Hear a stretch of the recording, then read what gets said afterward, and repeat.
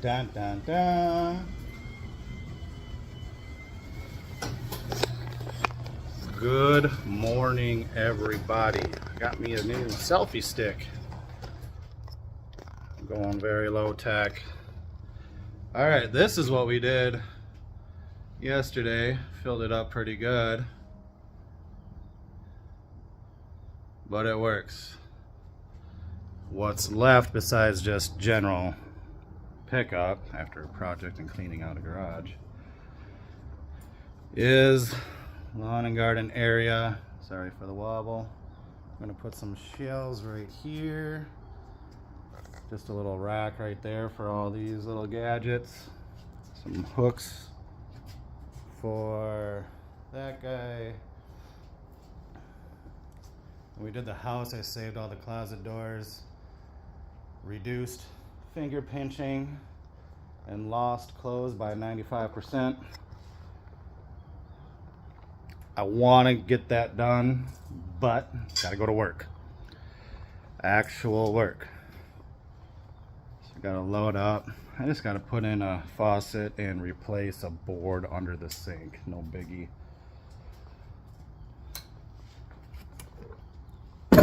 This is a bucket. Every dude should have a bucket. That whole little toolbox you get from Target with a little tiny hammer and everything in there, don't cut it. That's for the chicks for hanging pictures. I don't care if you're a DIY or anything, you need to have a bucket. You can't do nothing without your tools. And toolboxes, I have them, but they're a pain in the ass. I always got to dig. So let me set up this camera. I'm going to show you what I have in my bucket, and this is what it gets me by. Usually, unless I need a saw or something, this guy does the trick. So let me set up quick.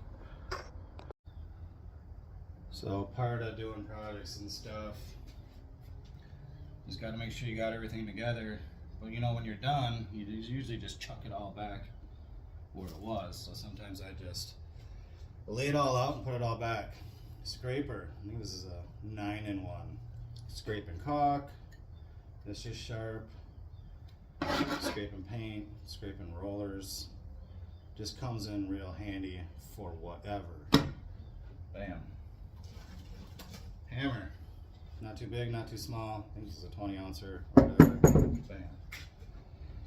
Just general straight head screwdriver.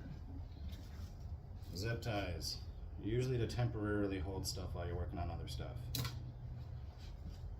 Blue tape, this is painter's tape. Comes in super handy, especially if you're sawing wood. I mean, obviously for painting and doing trim and cuts. But if you're cutting, you don't want the jagged edge to come when you're cutting from the saw blade. And the little trick is, do your little measurements, get it close, tape it, just with this stuff, because it comes off easier than like duct tape.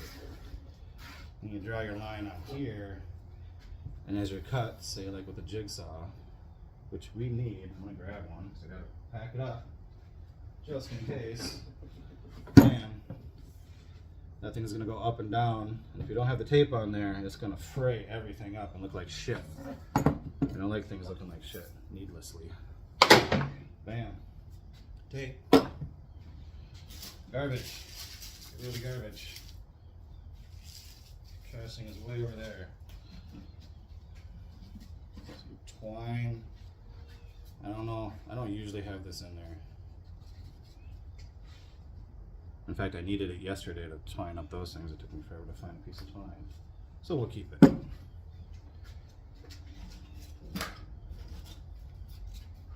Sanding, bam.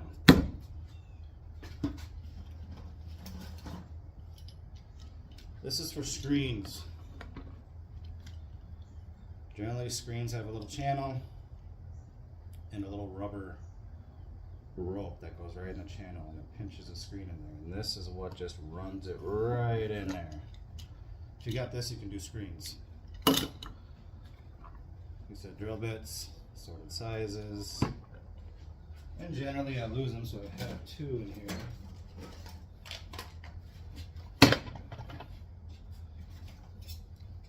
more scrapers, but I don't need it. This is for a different job, so I'll put this back where it was. Claw. The back of a hammer is just big and clumsy. This thing gets in there. If you need to get, if it's a nail that is like down in there, you just pat, pat, pat, dig it, claw it up, or just pry it a little bit, pop it up. These get kind of clumsy, so it's nice to have, you know what. Just a little book in case I want to write. Pencil. You need to measure and mark. Some little cleany brushy thing. This cuts aluminum, metal, whatever. Big old snippers. Comes in handy with a lot of stuff. Obvious. Little wire things. Has the gauge. It's just to strip the wire. You put the wire in there, or cut the wire. You put the wire in there, and you just, and then more random blue tape. Can't have too much blue tape. Tape. Random pieces that I've used. I just keep them in there because generally I'm just grabbing them real quick just to do a little quick thing. This is like an oil filter remover. I haven't even needed to use it yet, but I'm sure if I didn't have it in there, I'll need to use it. You just wrap it around and it just cranks. Lights. Headlamp. Might need one of those today. Big light. And it's got a magnet.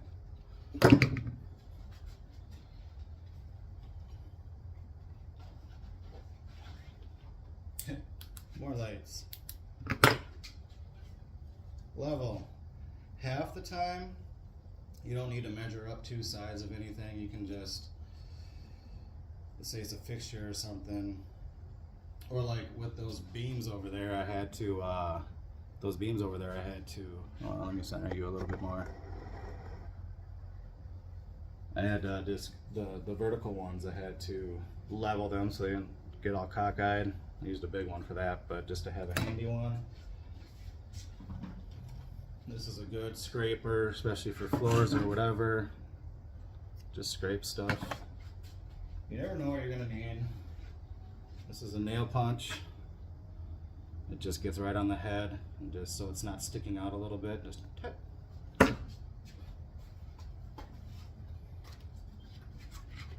Brad nails, which reminds me, I'm gonna need my Brad nailer.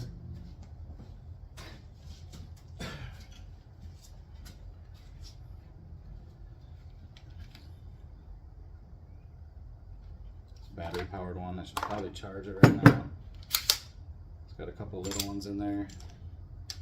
Don't really need those.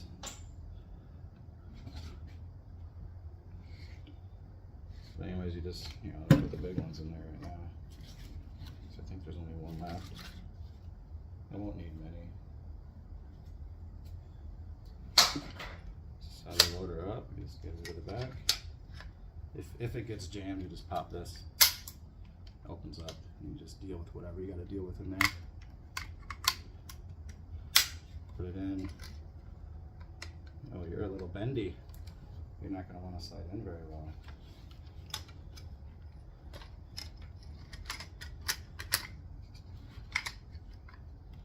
And it just pushes up, and let's see if it does it. Push this tip down. And you're, there you go. Let's charge her up just in case.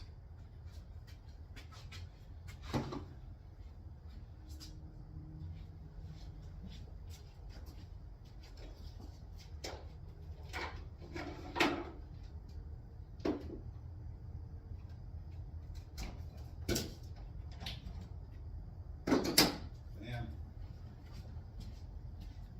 All right, what else do we got? Needle nose. got a little wire clipper on there too. These come in really handy. It's just wider, it's just stronger. Usually have a bigger one, but that thing, I just tore out a fence and that thing seemed to work. Two-sided tape for like carpet and vinyl. You don't need this in your general handyman's thing. This is actual duct tape. Not duct tape like they have now. I don't even barely use normal duct tape. So this is just for lighter stuff, but this is actually metal tape. This is the good shit. This is what they actually put on ducts. So it's like $1 more, but it actually holds. What do we got here? For some reason, I don't know what size this is, but it always comes in handy. T30. One of them little star screws. And for some reason this one, I just keep it in there because I've had to use it. Had to use it once and it keeps popping up. Some random part I probably don't need. Put it to the side. Gorilla Glue. Speed square. If you need to make a cut, it's just going to give you a 90 right off the bat. There's other tricky stuff you can do with the angles. I generally don't really need it. Safety glasses, just in case I forget my sunglasses. I got a bunch of randomness on the bottom here. Here's some bolts I don't need. Another zip tie, shim.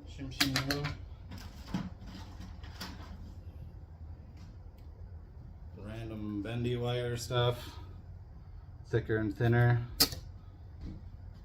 These are spacers for like an outlet. So you just put it around the little screw on an outlet or a light switch when you have the face off.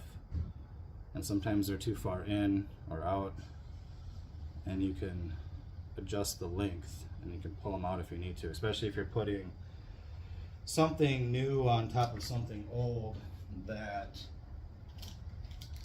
hey, I need one of these. Just a knob. Another little one. Sometimes you need these little ones if you're getting in somewhere. A long screwdriver ain't gonna cut it. Clamp, random clamp. What do we got here? Some more sandpaper.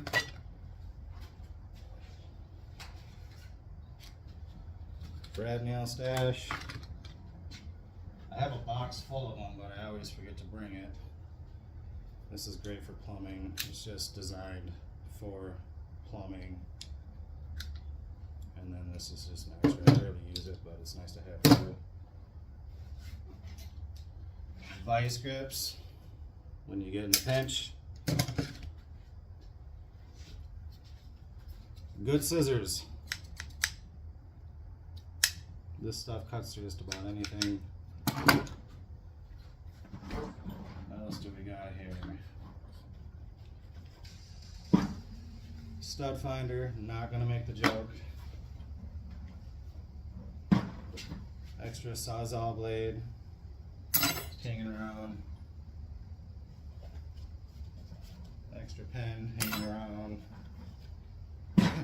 It's weird little stuff like these. I use this sucker like constantly. Got it like at the dollar store for $2. Had it for years, and most of the time I just throw it in my back pocket if I'm doing something that needs that.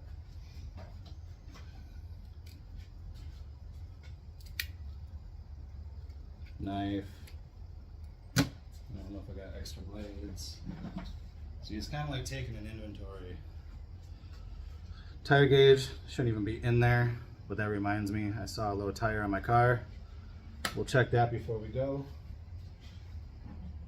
Yeah, it got kind of cold last night, like dropped down to 50. I'm in Minnesota. It's August, so usually it's 80 to 90.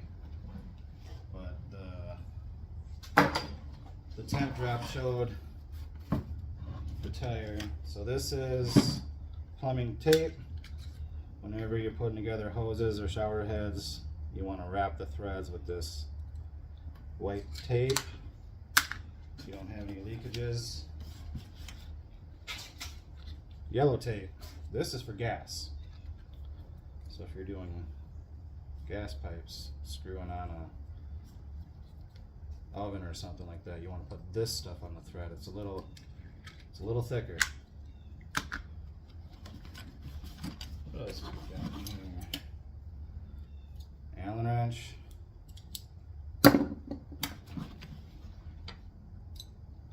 This is a pipe cutter. It's a mini pipe cutter. If I need to cut a pipe somewhere, I just screw this close, and there's a little cutter wheel, and you just spin it around, tighten it, spin it around, tighten it, spin it around, and then all of a sudden the part that you don't want just falls off, and it's like a perfect cut. Electrical tape. We still got some projects to do around here. We're going to be quickly after all that garden stuff. I'm going to be putting up some what do you call it, doorstep lights, and probably patching some woodpecker holes. I don't know if you noticed, I showed you the backyard, but we got a bunch of owls, little decoy owls sitting around. Those keep the woodpeckers away and kind of give the squirrels some anxiety too. This bit is awesome. Sometimes you need it for like putting on banisters or handrails. It's just longer, and if there's something tight by it, just gets right in there. I always like to have some of those, but I always lose them. Another pan.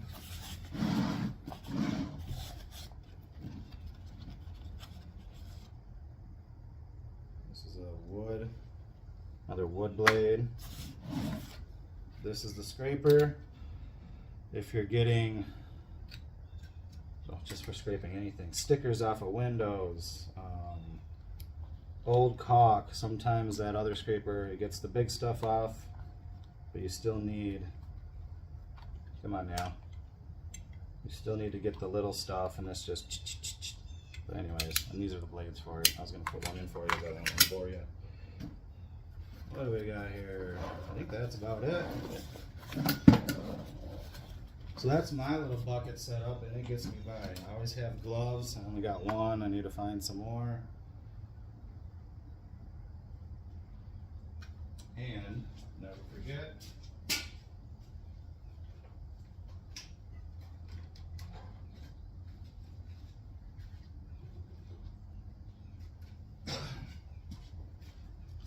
drill and extra bits. Here's my gloves. I won't bore you with putting that away.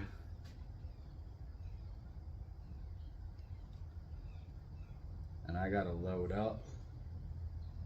So that's it for now. I'll see you in a minute. So I just wanted to show you guys the water I get. Super important. Tap water, absolutely horrible.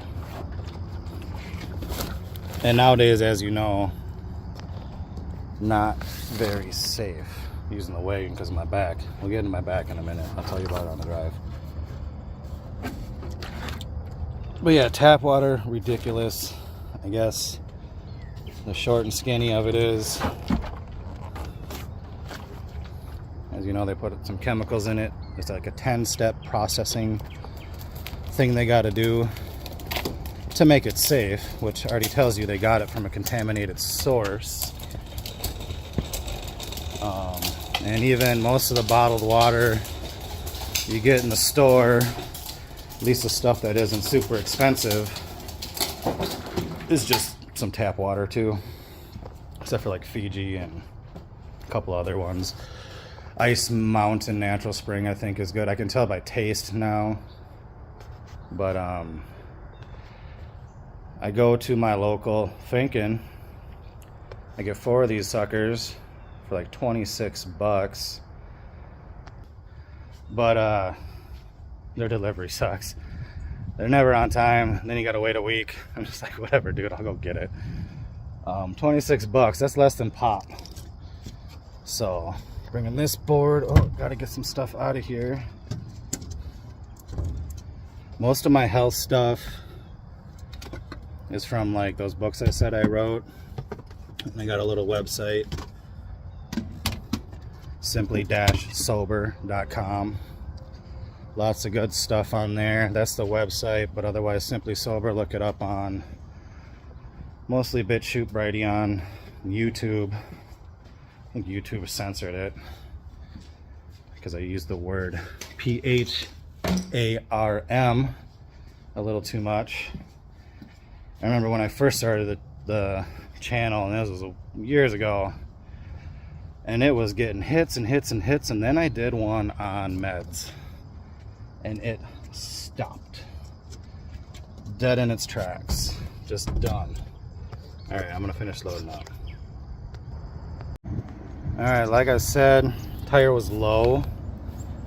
Get yourself one of these little bad boys. I think I got it at a garage sale for like $1.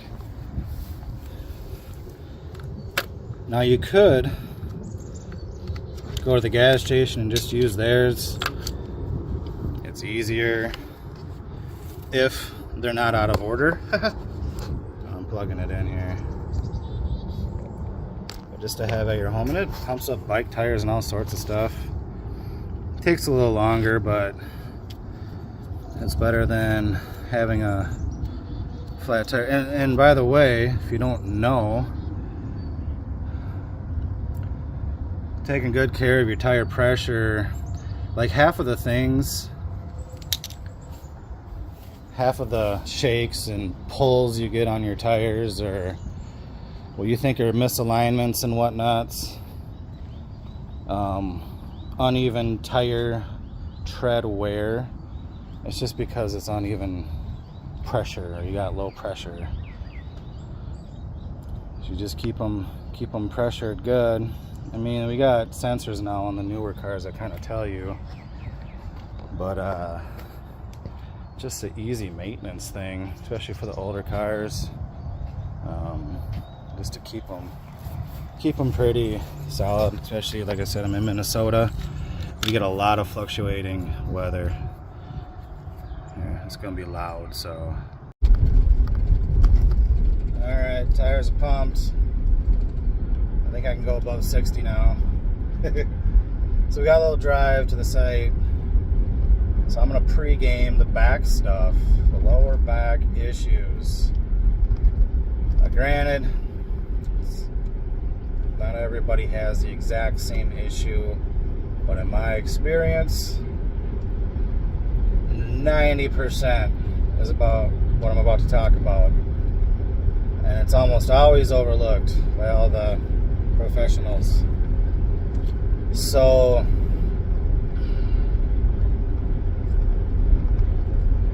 the symptoms are lower back, kind of at hip level. It tightens up, might shoot down the glute, or eventually tighten up the spine on your erectors, even up to your neck because you're kind of hunched over. So everybody addresses where the pain and discomfort is, but that's not where the issue is. The issue generally is at about age 25, 26, your vertebrae start degenerating. They start getting rusty. Mostly American diet use, whatever. Lack of oxygen and nutrients. Starts getting rusty, and that is when what I'm about to talk about happens. What those lower back muscles are protecting. That rusty bones chomping on that sciatic nerve or whatever other nerve, right? It's trying to stabilize it so it's tightening up so you don't move it anymore and have those rusty bones chomping on the nerves coming out of the spinal cord. It's a good defense mechanism. What the real culprit is usually a very specific core muscle called the psoas. Now, some people might get close with their diagnosis and say it's the QL, the quadratus lumborum. Now, these core muscles attach at the top of your femur and the front of your spine. All right? And when they contract, they lift your knee. Maybe I'll put a picture up here or something so you get a better visual. But just imagine a rope attached at the front of your lower spine, the inside part, and going down and attaching to the front of your big leg bone, your femur. And when it contracts, it lifts up your knee. Right? Not too complicated. Now what happens, especially when it needs to stabilize your upper body a lot, or when you use it a ton in sports and don't stretch, but it happens a lot with people who sit a lot and stand a lot, is the psoas muscle will lock, and it will pull your lower vertebrae from the front. And that's what gives you the subluxation. That's what tweaks it. Now, unless you're really in tune with your body, you're not consciously feeling that muscle's tight. I can tell that it's tight because I fixed it. But generally, it's been tight forever. You get used to it and don't notice it anymore. You feel me? So when that psoas, P-S-O-A-S, muscle specifically, because it goes right down there, by that little vertebrae where your sciatic is, kind of near where it meets your SI joint, your pelvis. When that sucker pulls, that's why you throw your back out when you bend over, lift, and twist. It's because that core muscle just worked and yanked that vertebrae out. Now you'll know you'll have this issue when your back is out, but for some reason when you're getting out of bed, not using your lower back, you're using your leg lifter muscle, your core muscle, your psoas. When you're getting out of your car, when you're lifting your knee, that's when you feel it. That's when it stabs you. Now, why would it stab you if you're doing a crunch motion if it was your lower back doing it? You're not even using those muscles. You're using the other side. Now, what happens is, here's what the doctors and PT will start doing. They'll start saying either A, that your core muscles are weak and then you need to strengthen them. So they got people doing planks, which is, like I said, literally the opposite of what you want to do, because now you're just tightening it more. Or they got you doing back strengthening exercises, which doesn't do anything anyways, right? The trick is, I could go more into it, but I'm driving. I'm not going to get too into it. But the trick is, you find a way to release, let that locked, tightened muscle release and lengthen so it lets go of your spine, pulling on it. And there's a bunch of ways to do it. If you find a good massage therapist that will dig through your guts and find it, that can kind of help. You have to really know what you're doing and have really good technique. Whenever this happens to me, and it only happens like once a year now, when I'm working extensively hard and doing crazy stuff. Also, there's another issue involved with this. It's more, you could say, psychological. There's really no disconnect between your psyche and your body. And this just happened to me recently because Jaja's got a lot of stuff going on. Is when you're ungrounded, it'll throw out your back like that, because that's your foundation. If you're not grounded, you easily throw your back out. You're all but anyways, there's a couple ways to fix this. massage therapists, if they really know what they're doing, which is, you don't have to explain this to them, they already know. That's 1 in 100, maybe, if you're lucky.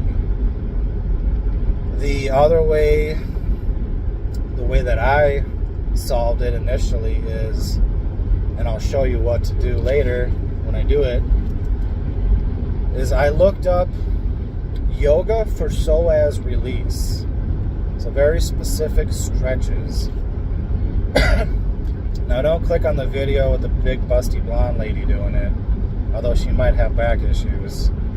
I choose people who look like they probably had the issue before and aren't just reciting some textbook thing, because they're going to miss some stuff. But yoga for psoas release. And after the initial couple days of it being tweaked kind of subsides a little bit, and you still haven't been working on it like I have, still doing the same thing that tweaked it, let it rest a little bit, maybe ice it down or something, the lower back muscles is kind of relaxing, lower the swelling, is you do those stretches for like 20 minutes, like for 3 days straight, and it's gone. And as you keep doing this kind of stuff, and maybe not the first time, it'll just be 3 days, but you'll learn to feel that muscle out, right? You're like, oh, that's getting tight, I'm about to tweak it. And you do the little stretches, and you get it before it even happens. Pretty simple, right? There's other little tricks too they might tell you about in the video. You can get like kind of a hard ball, and you lay on your belly on it, and your guts will move out of the way, and that'll massage that muscle. But when you get really in tune with that muscle, you'll be able to just like stand on a step and hang your leg and just let it release. Just breathe right into it. And that's it. No cortisone shots. None of this crazy madness. No going to PT for a year for it to probably get worse. And then you just placebo effect. Oh yeah, it's getting a little better because you moved it. But it keeps coming back. You got to go back to PT. So that's the gist of it, man. And I'll show you the moves later. They're not too complicated. And that solves that problem. But I got all these people doing all this super expensive therapy, barely working. They're thinking they need back fusions. Back fusions was a trend for a little bit. Medical, I don't know if you've noticed, medical stuff has trends. So they were selling tons of back fusions. And if you're in the field, you start talking to these people, and they're like, no, it hasn't really helped. It's dulled it a little bit, but it's all still there, even though they got rods put in their spine, right? And then I was working with this guy who worked in the supply company for back fusions, and he gave me the statistics, and he said that 7% of the people, only 7% of the people who get back fusions actually needed it. And only 7% of that 7% it actually worked for. And I said, dude, you need to get into a different field of work. He said, I'm looking. You do the math, man. All right, we're at the job site. This guy, he's part of the Ugandan community. They like to buy houses. Not too big on maintenance, but he wants to turn this into a rental. So we're just doing little stuff right now. I already did other work, but today, changing that into that. Sorry. Bam. Let's flip this around. So yeah, that into that. We gotta put a new board down here. Hopefully fix that easily. We gotta get up under there and get that sink out first though. Let me see, I'm gonna use this to actually up under here. Let's get some light on the subject, shall we? happened to my light? Huh. That worked before. So we gotta get all that out of there. Alright, let's get to it.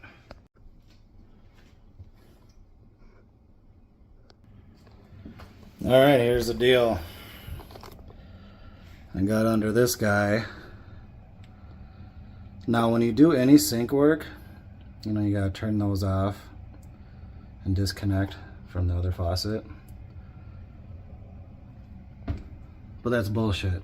What you do is go down to the main and shut that sucker off, because those blow out all the time. And these ones were totally gone. The second you touched them, they started sieving. The problem with this house is the main doesn't totally shut off either. So this is the house.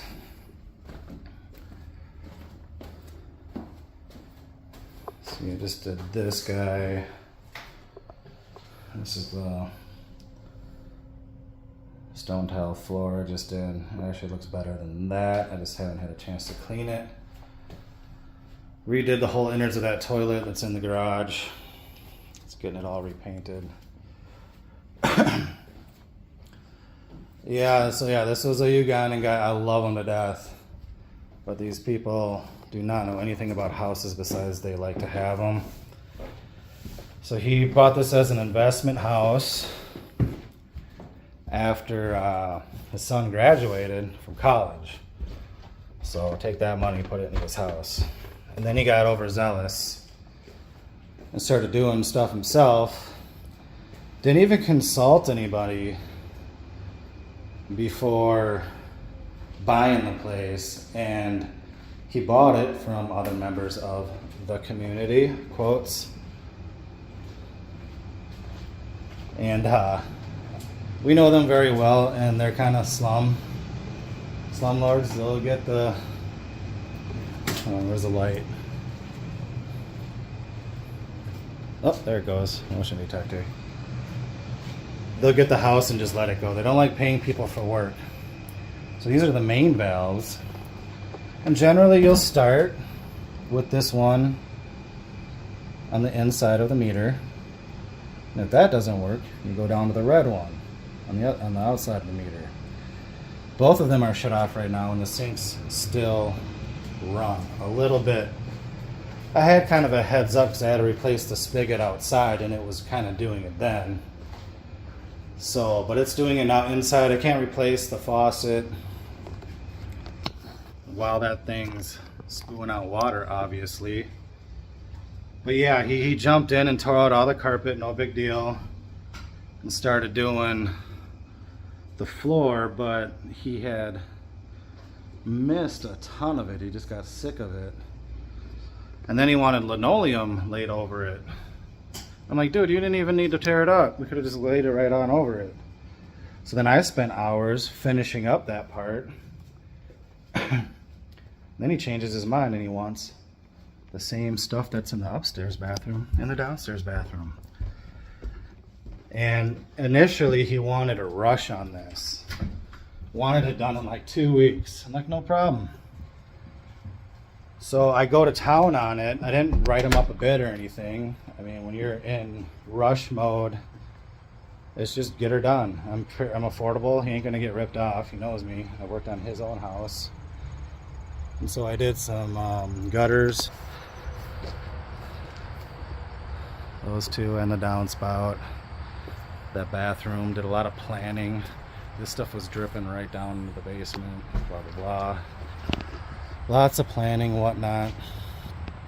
And get materials and blah, blah, blah. And then I gave him the first week's bill. And he got a little sticker price shock.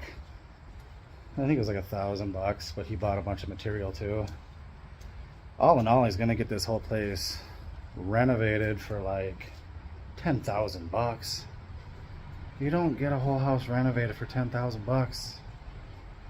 So But now he's got a plumber problem that I'm not going to deal with. I probably could fix it, but I'm just going to have the plumber come in and do it. And then I'll get to the little projects again. So now it's time to pack up. He'll pay me for my time. And I'll cut him a little deal. I didn't really do anything. So we'll load back up, go fix my back, and then work on the garage. Yeah, them's the brakes. Literally putting a brake on the project. I would have fixed those valves because they were just screw-on ones anyways. But those mains were not working either. No safe way to do it. I would have had to turn off the water from the main line outside in the yard, find it, blah, blah, blah. And it's probably just a little rubber gasket in there. You just unscrew the knob off and grab the gasket, put another one on there. But I ain't messing with that stuff. Leave that to the plumber. You can pop the faucet on while he's at it too. That's how it goes. This guy, so after the house fire, we had to find a rental property. We ended up renting from a family member, Ugandans, and it was one of their rental properties. I don't know who they had working on it, but it was some shady work everywhere. And then they expected me to work on it for free because I was living there, and I'm like, you're getting $3,000 a month from the insurance check that Jaja was giving them. Like, I'm not working on this for free. What kind of... See, they think there was a period there during COVID where I was home a lot. We yanked Zay, my little guy, out of daycare. For one, they kept on, I'm not going to get into the COVID thing quite yet, but COVID this, COVID that. Take a week off of work if anybody tests positive or has a runny fucking nose. Repeatedly. And then, this happened 2 years in a row. These at-home daycares, they take like their little 2-week vacation during Christmas, which is fine. They need to rest up. I want the people watching my kid nice and well rested, you know what I mean? And to live life or whatever. But it just so happened, 2 different places, 2 years in a row, someone comes down with COVID 2 weeks before their vacation is coming up. And so not only are they out of daycare for a month, they still expect you to pay for it. And the first one that did it, I really liked them, but she got really nervous about the whole scam. And I'm like, Jessica, even if I wanted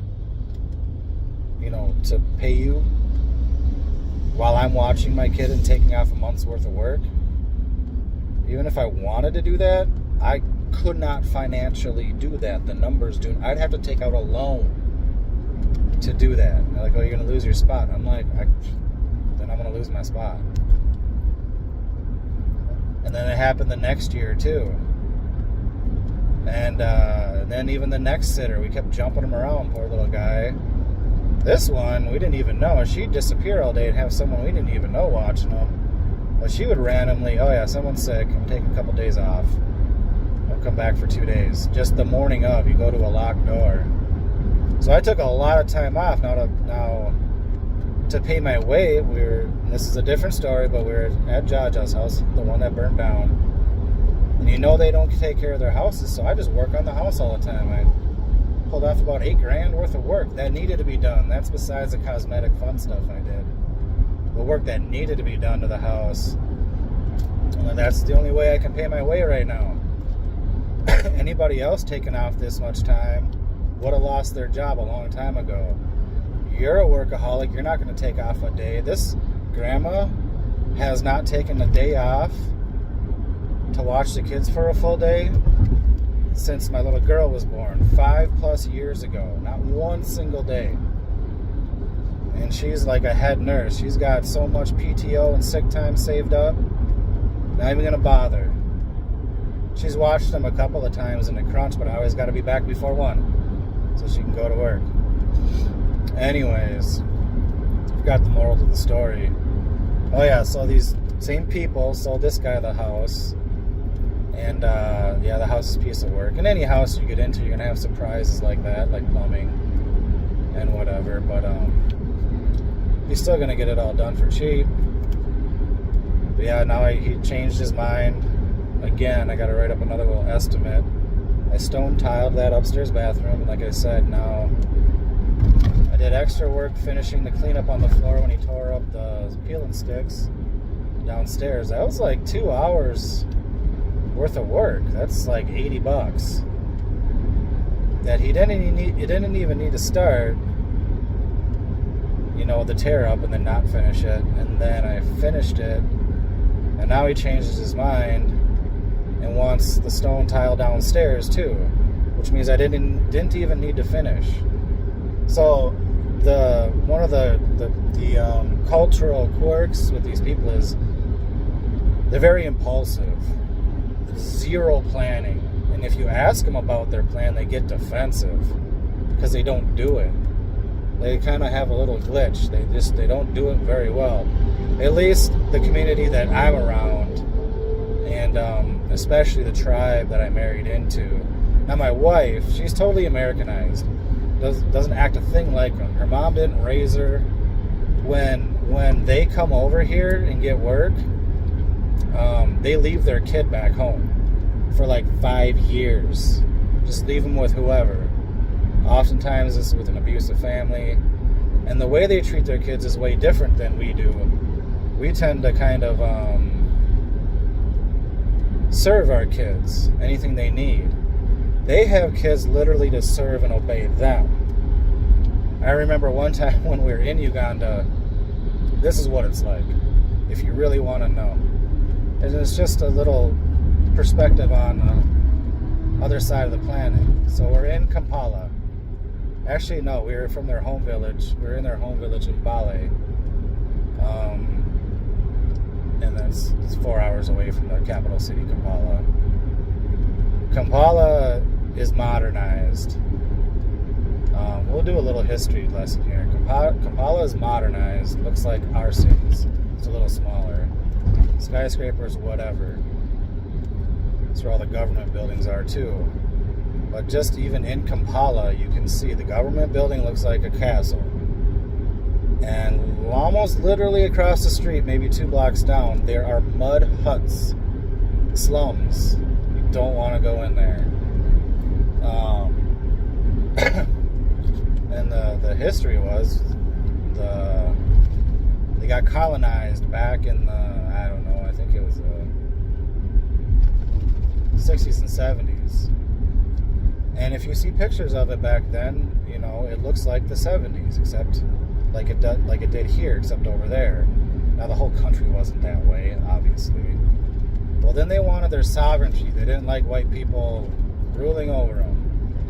So I don't know. I don't remember if there was a war or they fought, but anyways, they got their sovereignty. And then who steps in? Idi Amin. If you've ever heard of Idi Amin, one of the most brutal tyrants on the planet, chopping off his people's heads, blah, blah, blah. So then they had to somehow fight Idi Amin. They finally got his ass out of there, and now they got Museveni. Museveni's not as brutal, but he's still a tyrant. There's still...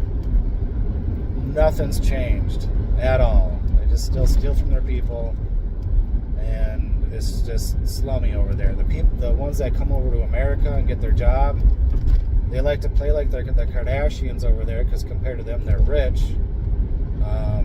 They get rock star status, and they do send money back home. It is an obligation, but they won't go back.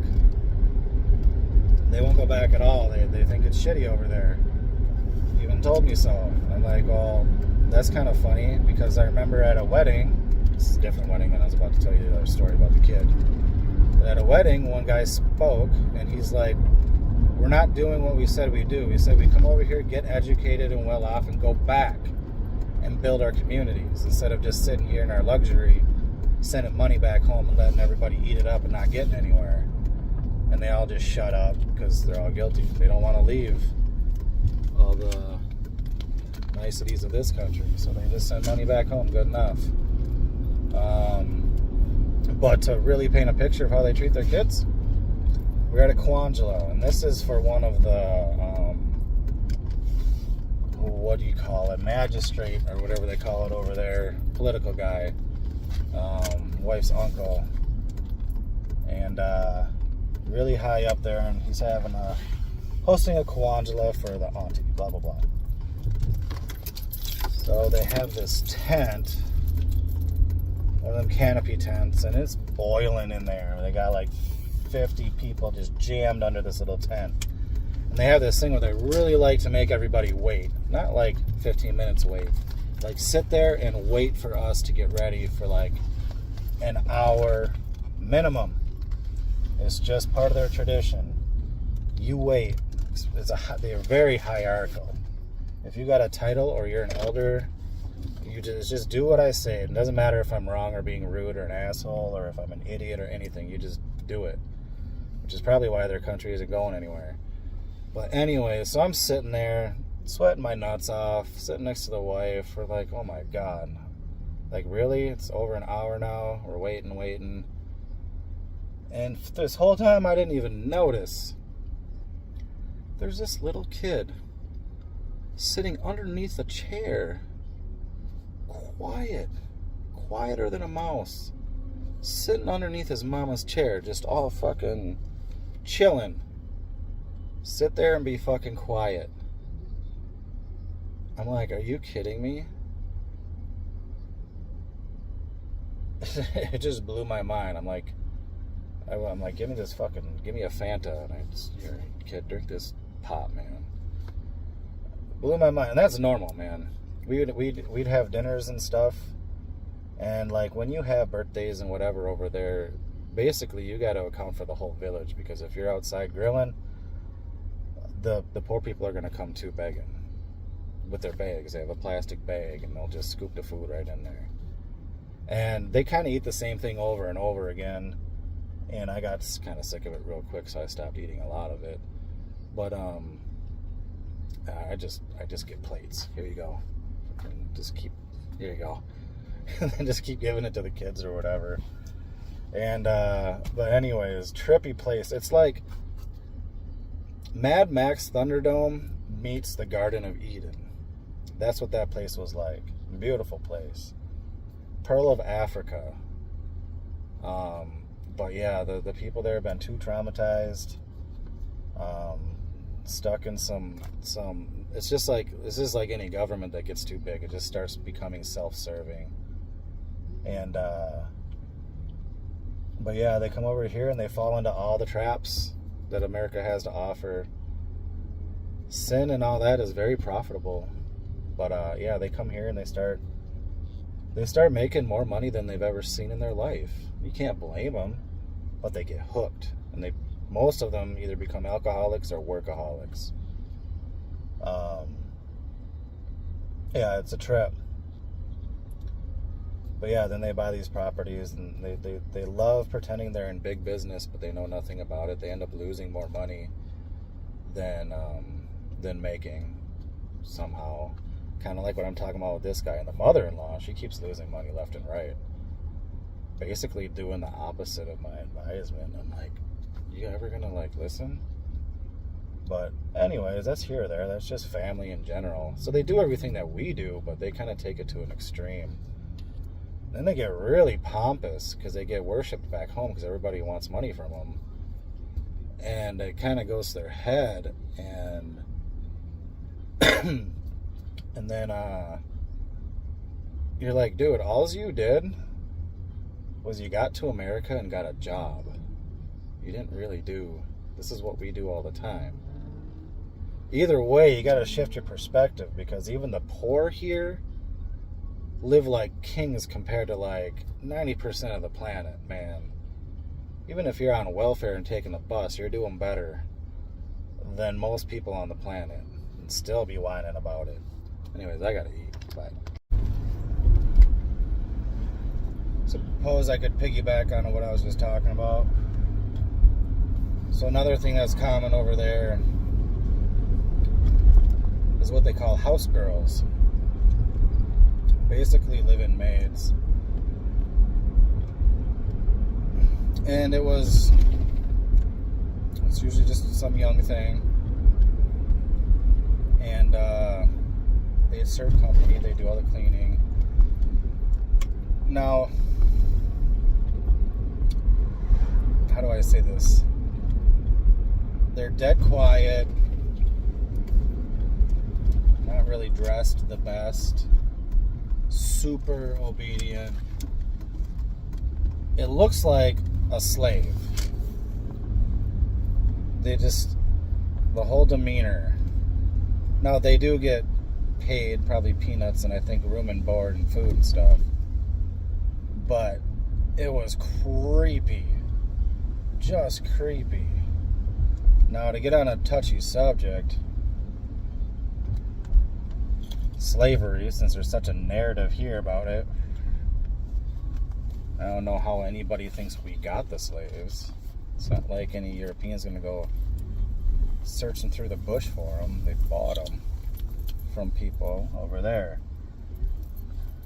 And what I want to say is, it's still legal over there, especially in Nigeria, Northern Africa. Slavery, straight up slavery, buying and selling of human people for whatever reason. Generally, and here's a misnomer too. Generally, everybody looks at trafficking people as sex trafficking, and yes, that's horrible, but the majority of it is work, labor, free work. Nothing better for a business than free work. But yeah, it's prominent over there. It's normal. Ain't nobody talking about that. Alright, guys.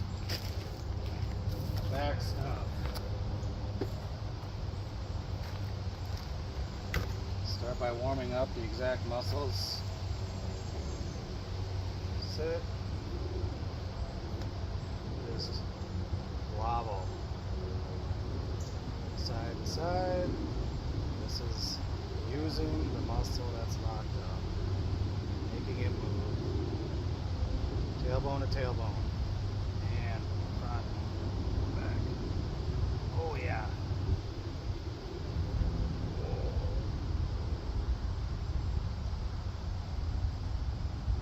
Do some circles.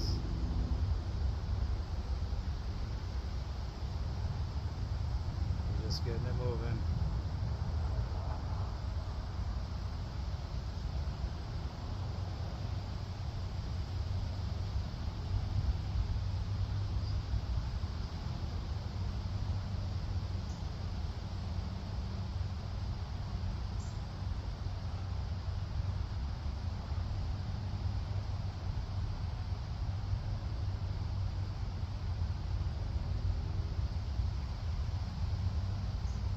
I recommend not doing this when you're on a bunch of painkillers.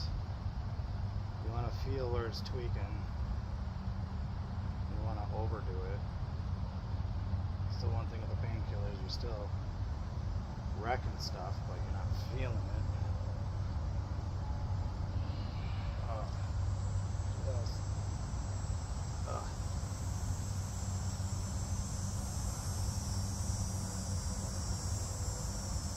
Do a little sitting up. You can do it. I'm gonna do it on all fours too. It's a little weird, but it works.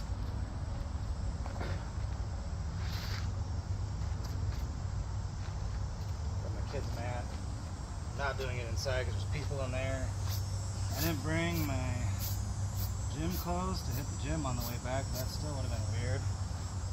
So this is the way we're doing it. All fours. Like what, cat and cow.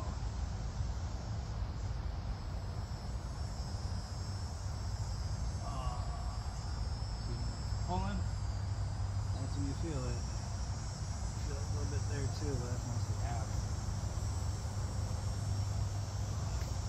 Get some round. I know it's weird, but this is gonna save y'all. Which directions? been moving around, so it's already pretty loose. But we do this for quite some time. I'm gonna do a little twist. Reach up. Shoot through.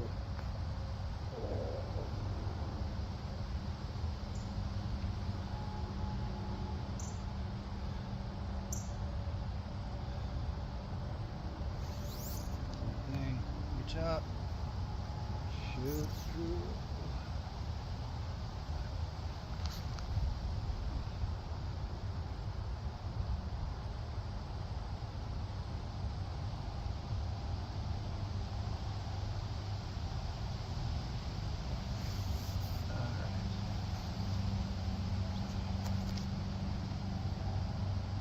Do Cobra on a little bit, but still got some more stretching to do.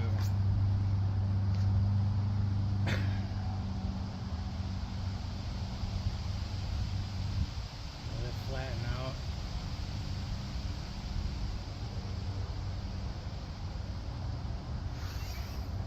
Stretch one leg out. Push the other one out.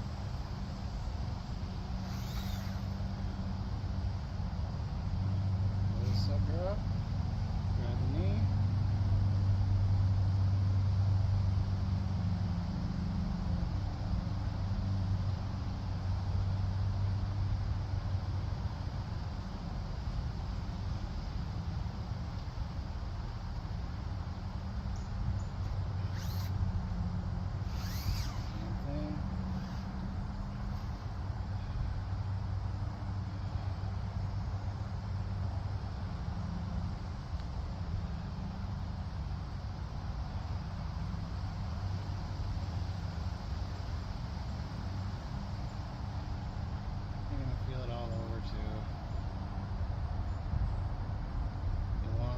Tightened up and reinforced the release as well. So keep it moving.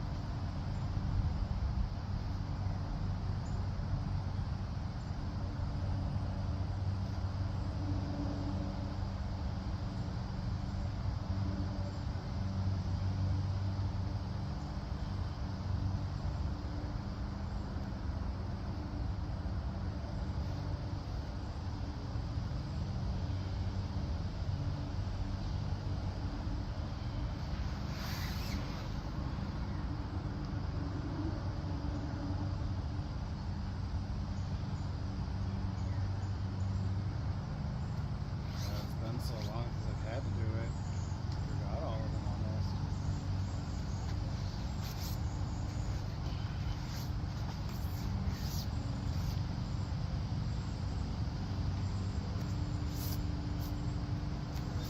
This one I just sit on my elbows. This is where you start consciously releasing. Feel it pull. Tension in the lower of your back. You just breathe right down into that muscle. I lean a little bit with a little extra stretch. This is the side that I put the ball on. It's just gonna there it goes. A little bit.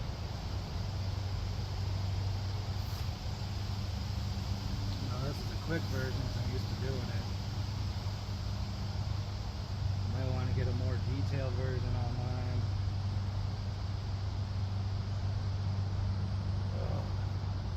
You're feeling real sneaky.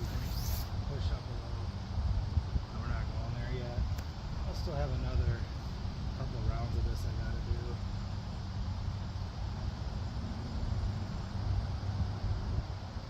And this is where you have kind of a harder ball, bigger than a tennis ball. You put that right up in there. And let it grind up in there. But in a little bit I'm going to do a roller as well. And I put the roller right at the top, right at the hip, right where that attachment's going to be for that psoas. And I'll just grind it out.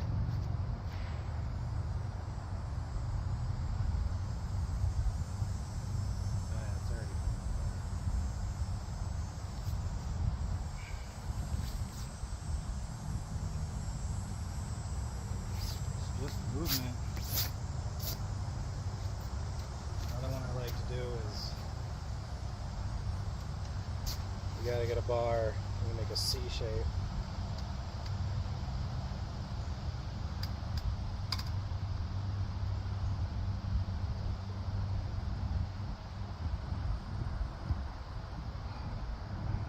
A little higher up here.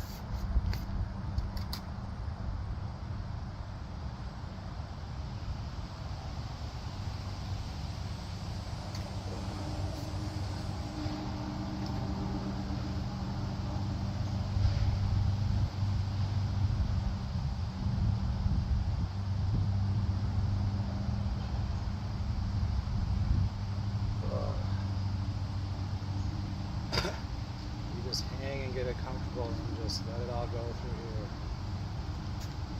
The more muscles around it you can get let go, the easier it will be for that one to let go. And then, I don't even know if you'll be able to see it. This is just the first one I'm going to do. We'll finish up the garage soon.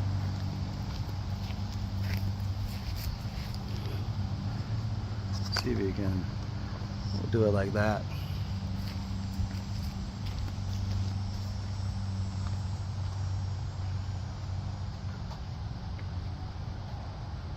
Just hang it.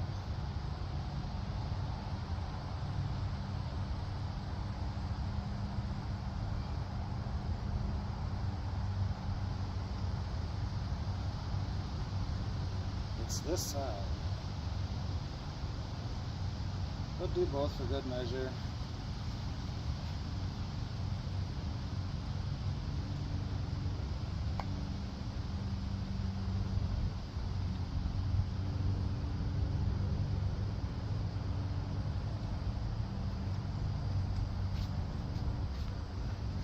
And sometimes I'll do one of these just to kind of crack your back, but all the way up the spine, legs straight. Hang, get the shoulder blades pinching back there, and then just lift it back up.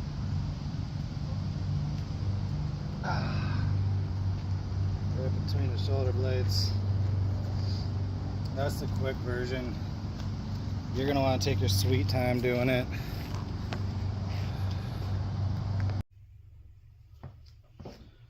Alright, messy house, but I'm not cleaning it for y'all. Roller. Everybody over 30 should have a roller and know how to use it. It's on this side, remember? Halfway. You put this little corner right there and just knead it and stretch it.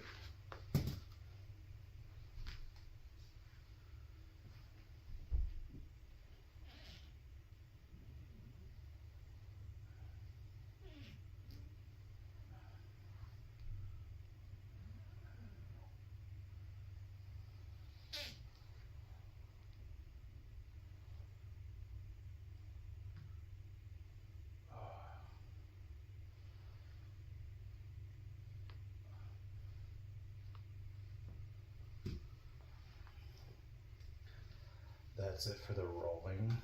For me, you're going to need to do a lot more. I'm used to doing this. I got it down to where I can do it this quick, and it's usually solved the problem, and I'll do it tomorrow again just for good measure. But one last thing, the ultimate stretch, is take a walk, but your stride is going to be different. You're going to take long back strides and switch your hips like you're one of them booty models.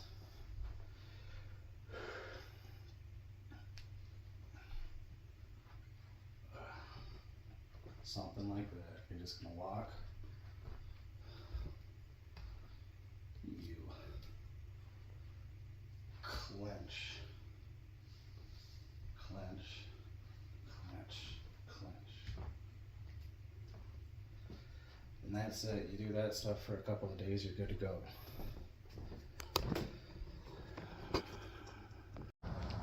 Alright, time for all the lawn care stuff, landscaping stuff, section Just gonna clean this little corner up. Get all the nails out and junk, sweep it out. Use old hangers from other jobs and that were just around the house. Shelf hangers. Those were the old shelves that were lining all the walls. We're gonna use those. Just gonna measure, cut a bunch of boards, pop, pop, pop, pop. Prop them up.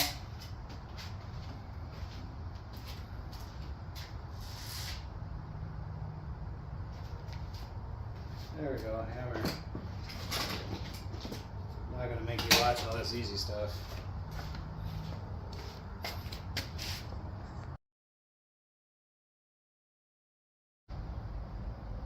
Alright, we're gonna use the old boards. Oh, let me get my plugs in here quick. How do you like that little contraption? These little wings flap down. Hey! Oh, good old Gloria's leaving.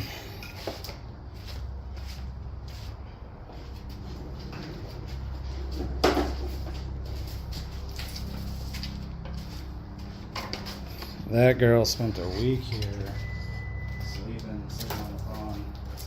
She's in college from the motherland.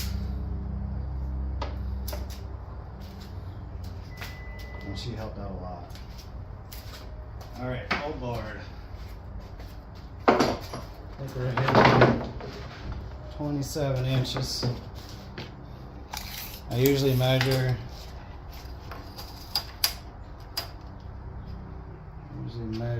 and cut and then measure again. Or I could just clamp it, but I don't care. I gotta flip them and stuff anyways. Because this saw isn't one of the fancy sliders. Jeff is sleeping real good. I'm not gonna wake her up. That's fine. Alright, so all I'm doing is measuring up, getting one on there. These are 16 inches apart. Before I put the second one on, I just level it because measuring with uneven ground and just these things is just weird. Even though this thing's kittywampus as fuck. And that's good enough. There's a lot of good enough. These are just garage shelves. You can measure it both sides, whatever. But now I got that little guy right where I want to put my next one, so we got a grinder off. Get a grinder. Well, the blade's getting a little down there, but she'll work. This is what they look like. It's down there because I just took out this big old fence with trees growing through it. That's neither here nor there. It's definitely not there anymore. So, this is a big old screw. I don't want it there. Now you don't just have all these tools or go out and run out and buy them all at once. That'd be too expensive. This little bad boy was 30 bucks. Like at a Menards. Works just as fine as the expensive ones. It's a plug-in. You just acquire them as you go. As you're working on stuff, you're like, oh, I need that tool. You go buy it. Bringing it to someone or having someone like me come out, it's going to cost you whatever, a couple $100 as to where you could just go grab this little guy, 30 bucks, cut bolts, do whatever you want. Plug your ears, it's going to get loud.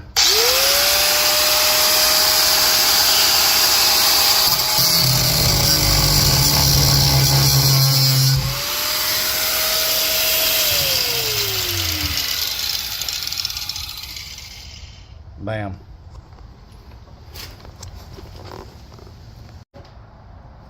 Alright, bam. Got some spanking new shelves. Nah, I couldn't put a little hanger over there, so we're just gonna screw them up from the bottom like you're supposed to anyways. They'll hold just fine. Got 5 of them. 1, 2, 3, 4, 5. That'll hold some stuff. Now, we gotta get these up on the wall so we can put stuff like lawnmowers underneath. Hangers for the leaf blower and the weed whipper and a chainsaw or whatever I gotta do here. But generally, I cannot stand these things all leaning like this. I'm big on feng shui, especially in my garage. But that just makes all the little rakes and shovels and things get tangled. So I'm gonna use this thing that I made back when we had the rental house after the fire. we were in this big basement, and the kids had all these backpacks. Everybody had a bag.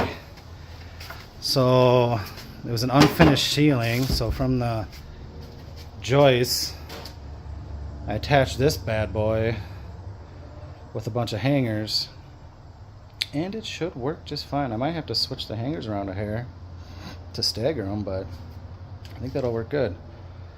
I want to put a little board on the back here because I want some space to hang stuff. Right here, you'll see. No. What? Bam. Are you Spidey? Yeah.